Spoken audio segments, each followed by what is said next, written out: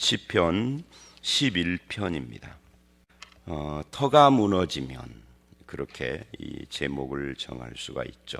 또 매일성경은 안전한 피난처는 어디인가 이렇게 제목을 정했습니다.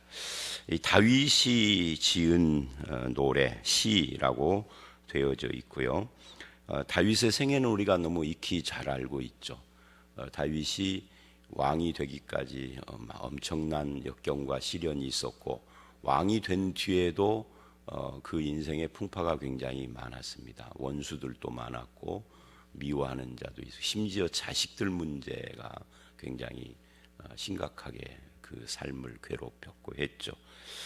그러나 이 다윗은 그런 고난, 시련, 또 자기 자신의 잘못, 죄 이런 것들 때문에 여러 어려움들을 많이 당했지만 끝까지 다윗의 평생 하나님을 의지했다 하는 것이 가장 특징적인, 그래서 성경에서 네가 나의 종이다 뭐 이런 표현을 들은 사람들은 많이 있지만 내 마음에 합한 사람이다 라고 하는 표현은 구약에서 다윗이 거의 유일할 정도로, 뭐 하나님의 친구 이렇게 또 부름받은 사람도 있기는 하죠. 근데 내 마음에 합하다 이렇게 말을 했거든요.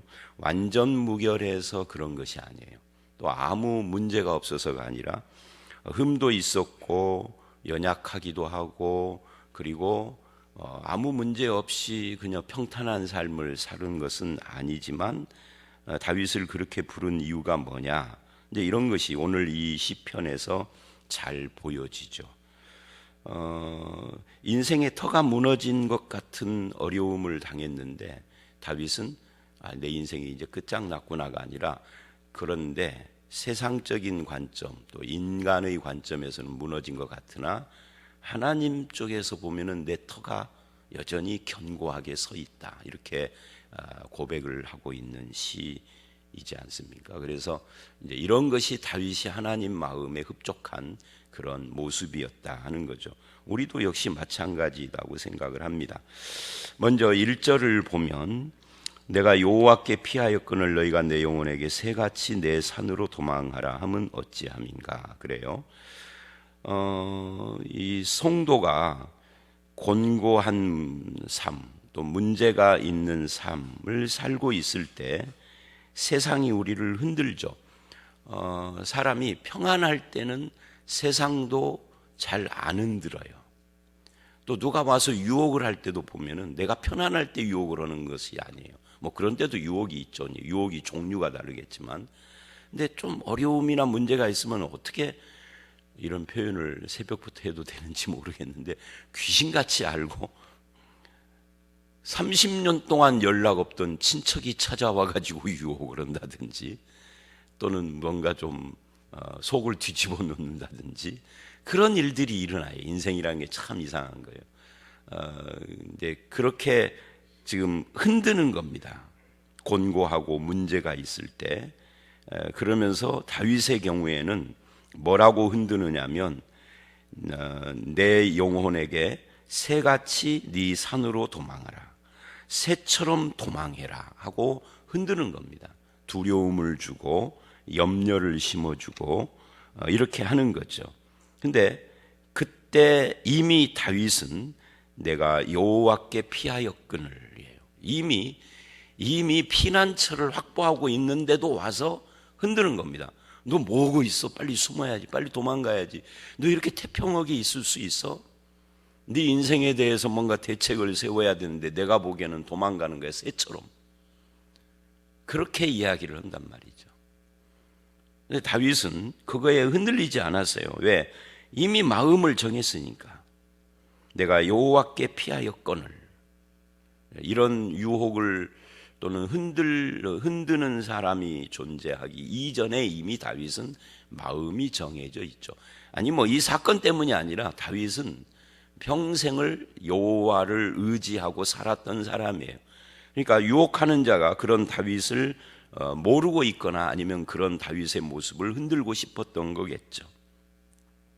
그는 2절에 보니까 악인입니다. 악인이 활을 당기고 화살을 시위에 먹이며, 그러니까 악인은 눈에 보이지 않는 불화살 같은 에베소서 6장을 보면은 전신갑주 이야기를 할 때 이 불화살 이야기가 나오죠. 이 불화살은 어디를 쏘느냐? 가슴을 쏜다 그래요. 가슴을 쏘기 때문에 전신갑주에서는 이 불화살을 지금 표현이 갑자기 생각이 안 나네요. 흉배로 막는다 그러거든요. 그러니까 이 보이지 않는 불화살 같은 것으로 자꾸만 머리를 말을 하면 이제 지적인 부분을 건드는 건데, 가슴을 쏜다는 것은 이 감정을 건드는 거죠. 그러니까 두려움을 심는 거죠. 이미 하나님을 의지하고 또 하나님께 피하여 그분만을 붙잡기로 결정했는데도 자꾸만 사람 감정을 흔들려고 한다. 오늘 우리도 마찬가지예요. 사람이 이 알매 문제에 흔들리는 경우와 이 가슴의 이 감정이 흔들리는 경우와 의지적으로 흔들리는 경우와, 이 흔들리는 것이 여러 경우가 있는 거죠. 지정의 중에서. 근데 이 사람은 지금 그 가슴을 불화살로 쏘는 거예요. 활을 당기고 화살을 시위에 먹이며. 근데 이 악인이 잘못 건든 거죠. 왜냐하면 마음이 바른 자를 흔들려고 하는 거예요. 이 마음이 바른 자는 자기 자신을 말하는 거죠. 이게 마음이 바른 자는 안 흔들리는 거예요. 근데 이 악인은 그걸 모르고 흔들려고 어두움 가운데서 쏘려고 하는 거죠. 어두운 데서. 여러분, 이 부분을 보면서 우리가 뭘 생각하느냐 하면, 바르게 믿음을 가지고 있고 성경이나 신학에 대해서 바른 지식을 가지고 있어도 이 감정이 흔들리면 무너질 수도 있다는 것을 누가 알아요? 악인이 아는 거죠. 악인의 배후에는 사탄이 아는 거죠. 이런 부분을 우리가 조심해야 됩니다. 인간이 인격이기 때문에 그래요. 물론 이제 이 시편에서는 그게 가슴이다 이렇게 명시적으로 말하지 않아요. 에베소서 6장을 대입해서 말을 하는 겁니다. 자, 그런데 이제 3절을 보면 이렇게 이야기를 합니다. 터가 무너지면 의인이 무엇을 하랴. 그래서 터라는 말이 나오고 있죠. 이 터가 사람들 따라서 다 달라요. 어떤 사람은 이것을 터로, 인생의 터라는 게 뭐죠? 기초죠. 근본, 기초. 어제 베드로후서에서 그 물질이 불에 녹아지고 풀어지고 할 때 그 물질이라고 하는 스토이게이아가 세상의 근본, 구조라든지 원소라든지 이런 것들을 말한다라고 했는데, 그런 것처럼 집으로 말하면은 그 집터, 기초를 이야기를 합니다. 근데 인생도 다 그런 것이 있는 거죠. 예수 믿는 사람들은 그 터가 뭐여야 되겠어요? 삼위일체 하나님, 성부 성자 하나님과 그 하나님의 말씀이죠. 그죠? 이게 터여야 되죠, 우리에게. 그런데 예수 믿는 사람이라 해서 다 하나님과 그 말씀이 터가 된 사람이라고 볼 수는 없어요. 교회는 다 오고 있지만 근본이 그렇게 안 된 사람들도 꽉 차요. 그러니까 이단에 흔들리기도 하고 세속화되기도 하고 뭐 별의별 그리스도인들이 다 있는 거죠. 그러면 교회 밖에 안 믿는 사람의 인생의 터는 뭘까요? 그것도 천차만별이지만 공통적으로는 돈이라든지, 어떤 사람은 권력이나 힘이라든지, 어떤 조직이라든지. 그래서 우리가 국회의원 선거 얼마 전에 했습니다마는 이 지역 국회의원으로 뽑아줬는데 올라가서 당의 거수기 노릇만 하잖아요. 왜? 권력을 인생의 토로 삼고 있기 때문에 그 권력이 요구하는 방향대로 안 하면은 자기 미래가 없다, 흔들린다라고 생각하니까 그러는 거죠. 뭐 그 외에도 많은, 어떤 사람은 인기를 터로 삼는 사람이 있고, 어떤 인간 영웅을 터로 삼는 사람이 있고, 요즘 뭐 우리나라의 코로나 때 한참 인기를 얻었던 그 미스터 트롯을 이렇게 보면 미스터 트롯 그 후속 프로그램이 뭐 있더라고요. 무슨 뭐죠? 사랑의 콜센터. 그거를 잠깐 본 적이 있는데, 재방송하는 것을 잠깐 본 적이 있는데, 어떤 분은 뭐 어디 제주도, 미국 그런 데서 전화 연결해 가지고 연결되니까 막 막 그냥 환호성을 지르기도 하고 누구는 울기도 하고. 그러니까 연예인이 인생의 터가 돼 있는 거죠. 그래서 그 연예인의 한마디에 울고 웃고, 연예인과 통화가 된 것이 뭐 인생이 뭐 살맛이 생기고, 그것이 안 되면 막 그냥 죽을 맛이. 그러니까 이 터라는 것이 인생을 어디에 기초하고 있는가 하는 거예요. 근데 우리의 터는 절대 무너질 수가 없습니다. 세상의 터는 무너지죠. 돈도 무너질 때 있다가 없을 때가 있는 것이고, 권력도 마찬가지. 권력도 토사구팽당할 수도 있는 것이고, 이번 국회의원 선거를 보면은 각 당에서 뭐 3선, 4선 하던 이 전주 지역의 정동영 씨도 팽당했잖아요. 결국. 그래서 나와가지고 새 당에서 몇 번 당선됐지만 이번에 이제 주민들에게 또 버림받았고요. 그러니까 세상의 터라는 것은 늘 흔들리는 터입니다. 그런데 그리스도인의 터인 하나님과 말씀은 영원히 흔들려. 성경이 이렇게 말을 하죠. 하나님과 말씀에 대해서 천지는 없어지겠으나 하나님의 말씀은 안 없어지는 거예요. 이 세상이 예수님의 재림으로 다 녹고 풀어 헤쳐져도 그래도 말씀은 있는 거죠. 그대로. 그래서 우리가 갖고 있는 터가 얼마나 중요한가. 이 터가 무너지면 의인이 무엇을 하랴. 내가 믿던 하나님이 무너지면 나는 할 일이 없는 거예요. 말씀이 무너져 버리면 기독교는 정말 근거를 잃어버리고 공중분해되는 것이죠. 그래서 사탄이나 악인이나 기독교의 탈을 쓰고 있는 사실은 불신에 가득한 사람들은 뭐를 흔들어요? 하나님의 존재를 흔드는 경우는 이거는 뭐 닭과 알 싸움과 같이 계속 공전을 하니까 성경을 흔드는 거예요. 계속 성경의 역사성을 부정하고 성경이 하나님의 말씀인 것을 부정하고 구전설하고 뭐 계속 그런 말을 하고 막 책을 써대고 그것에 흔들려서 기독교 떠난 사람들도 많습니다. 그런 책 몇 권 보고. 그러니까 우리의 터가 얼마나 중요하면은 그것은 그러니까 세상이 흔드는 것이 우리에게 터예요. 세상이 흔들지 않는 것은 우리에게 터도 못 되는 거죠. 세상은 하나님의 존재와 성경을 흔드는 겁니다. 그게 우리의 터라는 것을 저들이 우리보다 더 잘 알아. 근데 이 터가 무너지면 의인이라는 것은 이제 신약으로 말하면 우리 성도들이죠. 우리 설 자리가 없는 겁니다. 우리의 터이신 하나님과 하나님의 말씀, 이것은 세상의 터인 세상의 질서와는 다른 거죠. 세상의 터인 뭐 돈, 아까 권력, 인기, 인간, 뭐 사상, 이 사상이 인생의 터가 된 사람들도 많잖아요. 근데 그런 것들을 총칭해서 다 통합하면 세상 정신, 세상 질서입니다. 그들의 터예요. 이것은 늘 바뀌어요. 늘 바뀌어요. 아마 저는 이런 생각을 해봅니다. 우리가 수명이 한 300년쯤 된다면 세상이 얼마나 허무한지를 더 잘 알 것 같아요. 왜? 300년 전에 대유행하던 것이 300년 지나서는 완전히 쓰레기 취급을 받거든. 그때는 내가 거기 목매달랐는데. 철학도 그렇잖아요. 우리는 짧게 살기 때문에 실존주의, 저는 이제 경험한 것이 실존주의, 포스트 모더니즘 이 두 개밖에는 경험을, 나머지는 다 책으로 배운 것이죠.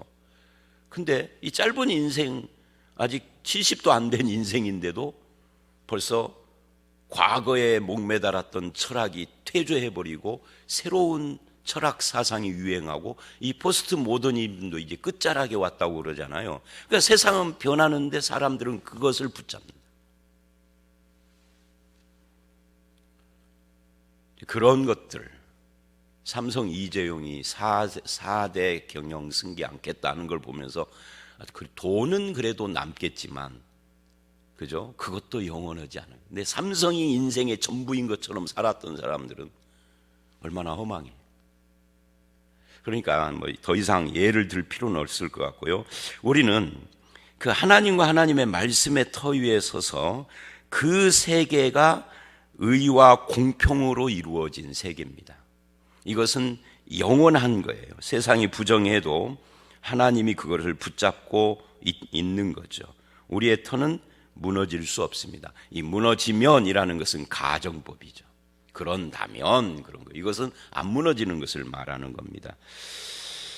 근데 4절에 여호와께서는 무너지면 의인이 우리가 할 일은 아무것도 없는데 여호와께서는 여전히 성전에 계시고, 그러니까 세상이 우리의 터를 아무리 흔들어도 하나님은 여전히 거기 계시고, 그런 뜻이에요. 하늘 보좌, 여호와의 보좌는 하늘에 있으며, 하늘 보좌는 여전히 흔들리지 않는, 영향을 안 받는 겁니다. 하나님과 하나님의 보좌는 그대로 있는 겁니다. 자, 그러면 이 말씀 제가 늘 사용하는, 제가 자주 사용하는, 한국교회 성도들이 이 부분에 문제가 있어서 자주 사용하는 거예요. 하늘 보좌를 흔드는 기도, 이런 것은 망발입니다. 망발. 하늘 보좌가 흔들리면은요, 우리의 신앙의 터가 흔들리고 있는 거예요.